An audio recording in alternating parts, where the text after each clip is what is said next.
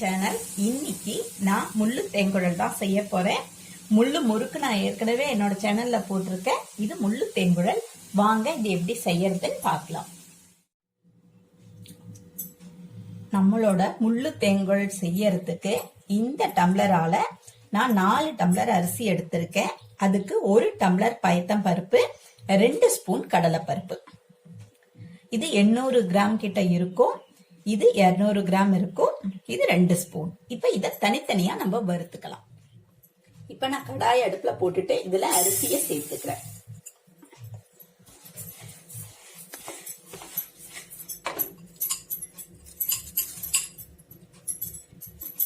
நான் ஏற்கனவே முள்ளு முறுக்கு என்னோட சேனல்ல அப்லோட் பண்ணிருக்கேன். அது பாத்தீங்கன்னா அது வேற அளவெல்லாம் வேற மாதிரி இருக்கும். இது வேற மாதிரி இருக்கும். தொட்டா நம்மளால கை பொறுக்கிற சூடு அந்த அளவு போதும்.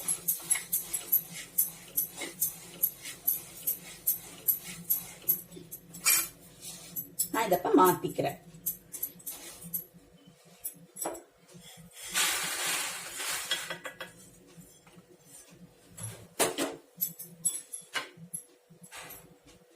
அடுத்தது பயத்தம் பருப்பையும் அதே மாதிரி வறுத்துக்கிறேன்.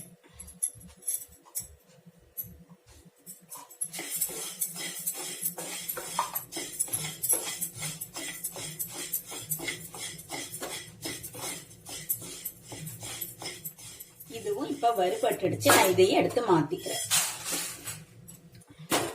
அடுத்தது கடலைப்பருப்பு.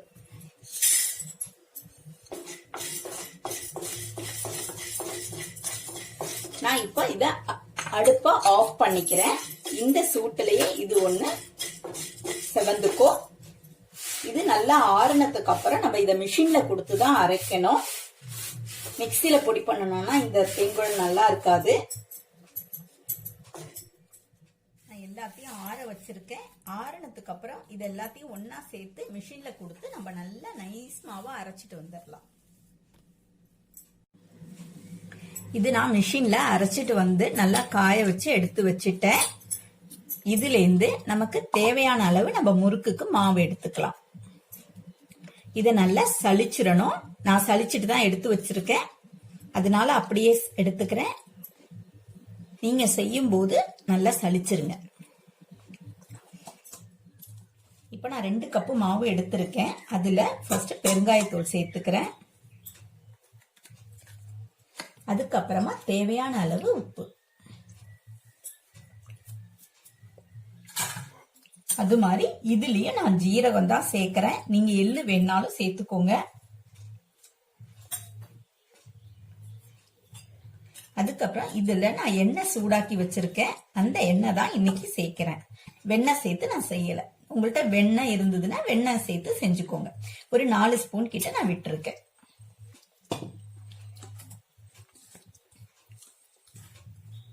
இத தண்ணி விடுறதுக்கு முன்னாடி எல்லாம் ஒத்தாப்புல கிளறினதுக்கு அப்புறமா நம்ம தண்ணி சேர்த்துக்கலாம்.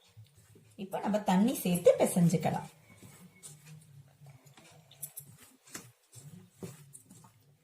நான் மாவு பிசைஞ்சு வச்சுட்டேன்.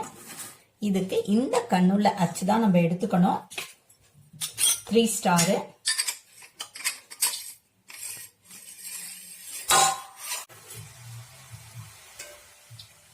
ஒரு நிமிஷம் ஆனதுக்கு அப்புறம் நம்ம இதை திருப்பி விட்டுக்கலாம். இதை நம்ம உடைச்சுதான் எடுக்க போறோம்.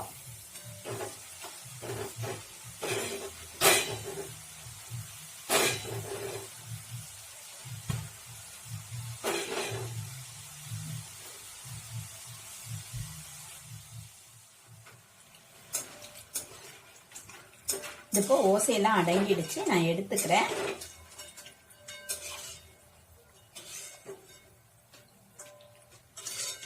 இதே மாதிரி எல்லாத்தையும் நம்ம பிழிஞ்சு எடுத்துக்கலாம்.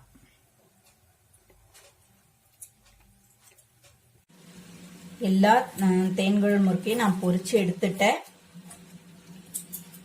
இதை இப்படி கட் பண்ணா ஹோல்ஸ் தெரியுது பாத்தீங்களா? இந்த மாதிரி வந்திருந்ததுன்னா நம்மளோட இது கரெக்டா வந்திருக்குன்னு அர்த்தம்.